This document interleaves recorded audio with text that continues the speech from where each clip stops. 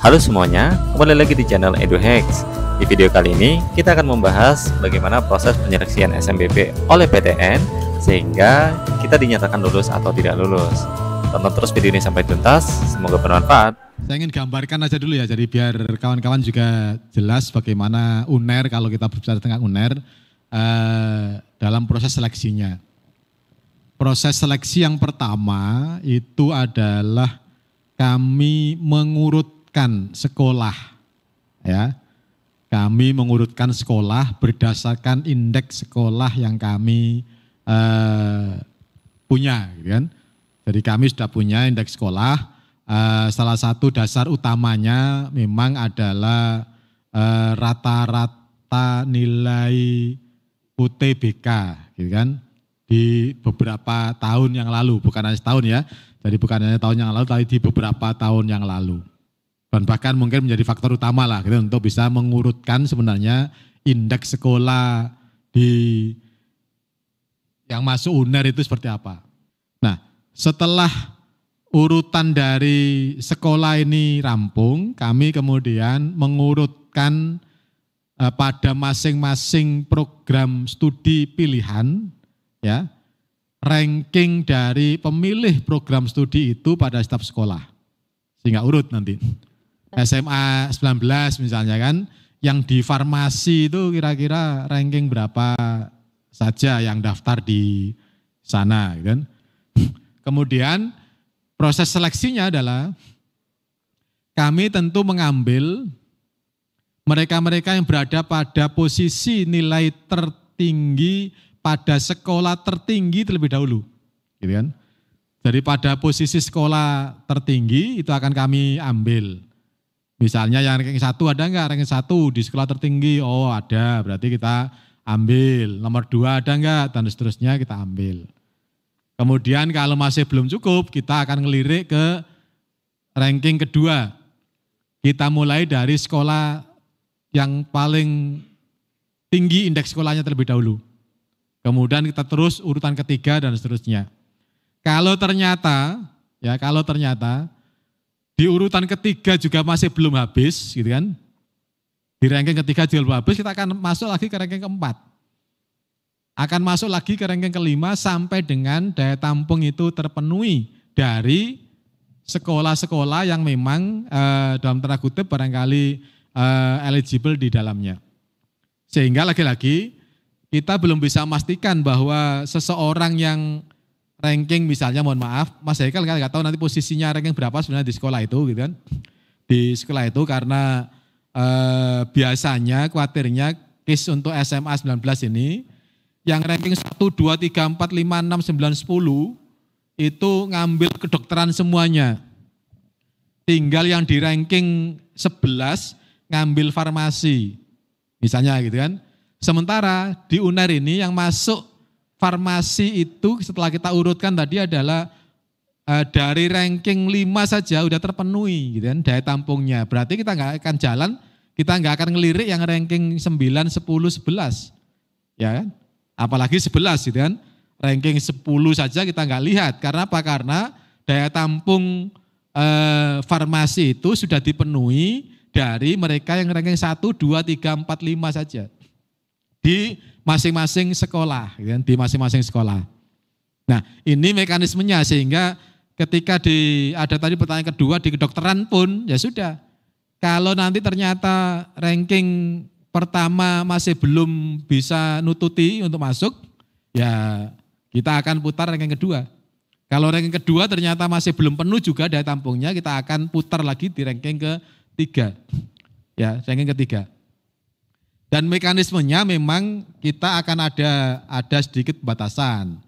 Misalnya gitu ya, untuk farmasi kita akan lihat di 100 sekolah terbaik yang ranking 1 dulu. Kemudian yang ranking 2 kita akan ambil dari 75 sekolah terbaik. Yang ranking 3 akan kita ambil dari misalnya 50 sekolah terbaik. Yang ranking 4 kita akan ambil dari 25 sekolah terbaik. Itu aja sehingga nanti urutan-urutannya pasti akan begitu. Sehingga tentu saja case Mas Haikal akan bisa berharap cukup banyak sepanjang tadi yang ranking 1, 2, 3, 4, 5, 6 dan seterusnya tadi nggak milih farmasi gitu kan. Milihnya di tempat yang lain. Nah begitu kami sudah memenuhinya dengan ranking 1, ranking 2, ranking 3 ya mohon maaf gitu kan. Sementara posisi SMA 19 kita nggak tahu di urutan ke berapa dalam daftar indeks sekolah itu. Ya jadi itu pertimbangan utamanya sehingga kan tetap ada. Cuma saya nggak tahu Mas Haikal ranking berapa di sekolah atau nilai rata-ratanya kalau di rata-rata dan seterusnya itu berapa, itu penting. Lagi-lagi apakah hanya ranking 1, 2, dan 3 ya tadi, tergantung pendaftarnya gitu kan. Kalau nggak ada sama sekali yang ranking 1 yang daftar ya berarti ranking 2 kita akan terima. Kalau ranking 2 nggak ada yang daftar di UNER misalnya, yang daftar di kedokteran UNER ternyata ranking 10, 11, 12 semuanya ya kita pasti akan menerima ranking 10, 11, itu pasti gitu kan. Jadi kita nggak bisa menjamin bahwa yang ranking 1 itu mesti akan diterima, sementara kita juga nggak bisa menutup kesempatan bahwa yang ranking 6 itu belum tentu ditolak gitu kan. Karena sangat tergantung pada bagaimana komposisi peminatnya. Lah kok peminatnya 1000 orang ranking 1 semua ya kita nggak perlu ngelirik ranking 2 gitu kan. Wong yang ranking 1 masih banyak gitu kan. Nah sama saja lagi nanti mekanisme kita adalah kita akan mengambil dari yang ranking 1 itu biasanya dari kalau kemarin-kemarin 300 sekolah terbaik. Ranking 1. Kemudian ranking 2 akan kita ambil biasanya kalau masih belum cukup, kita ambil dari 100 sekolah terbaik. Ranking 3 kita akan ambil dari 50 sekolah terbaik, ranking 4 biasanya kita ambil dari 25 sekolah terbaik dan seterusnya. Sehingga kalau posisi sekolah Anda sangat-sangat bagus, top di Indonesia, maka kemungkinan yang tidak ranking 1 pun masih akan tetap terbuka. Tapi lagi-lagi sangat tergantung pada komposisi pendaftarnya. Nek pendaftarnya ranking 1 semua, ya pasti UNER nggak akan melihat yang ranking 2 gitu ya. Jadi ini yang harus kita perjelas semuanya biar sama-sama enak di antara kita. Gini Mas sekalian, jadi untuk melihat pilihan 2 kami harus menunggu sisa-sisa dari putaran di perguruan tinggi yang lain. Dan ini penuh resiko. Ya, ini penuh resiko. Kami udah kadung misalnya di putaran 1 hanya ngambil 70% pilihan 1. Kita sisakan misalnya 30% pilihan 2. Ya kalau ternyata kemudian di pilihan 2 nilainya bagus. Ternyata di pilihan 2 nilainya enggak bagus. Terpaksa kita terima. Begitu kita terima dibandingkan dengan yang pilihan pertama enggak kita terima, ternyata lebih jelek. Kami akan diprotes banyak orang gitu kan. Ya kan? Kenapa? Karena kita ngambilnya di pilihan kedua. Padahal ada pilihan pertama yang lebih bagus posisinya di sekolah yang sama. Nah karena kita udah kadung putaran kedua, ketika putaran kedua kita nggak boleh ngambil lagi di putaran pertama, ya putaran kedua yang rankingnya belum tentu lebih bagus dibandingkan dengan pilihan pertama yang rankingnya bagus yang kita tidak terima. Oleh karena itu kemudian kami mengambil jalan yang tidak populer mungkin, sehingga kami mengutamakannya di pilihan pertama. Karena pilihan kedua lagi-lagi tinggal sisa-sisa yang tidak diterima di perguruan tinggi yang lain.